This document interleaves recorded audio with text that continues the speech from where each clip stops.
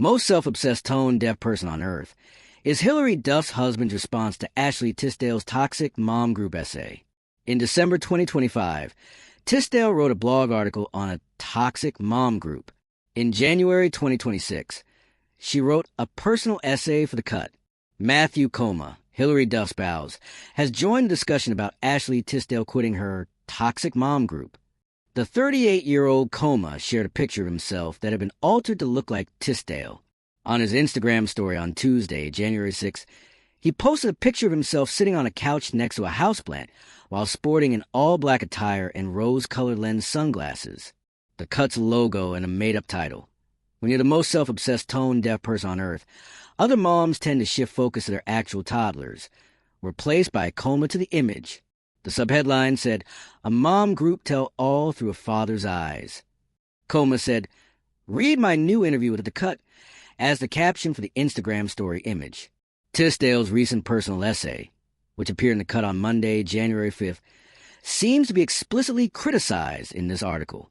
The 40-year-old Tisdale framed the event as an empowering reminder that it is acceptable for anyone to leave relationships that no longer seem healthy, leaving the women from her former buddy circle unidentified.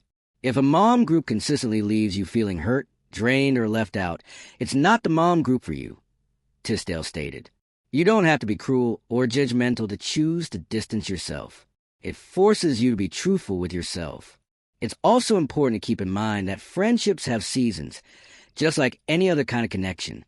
In the personal essay, she remembered how a sequence of little incidents supposedly caused her to leave the group. The former member of High School Musical claimed that she first dismissed the fact that she was no longer invited to group hangouts and offered justifications for her exclusion. Life was chaotic, and we were all occupied. Tisdale writes, "I told myself it was all in my head, and it wasn't a big deal."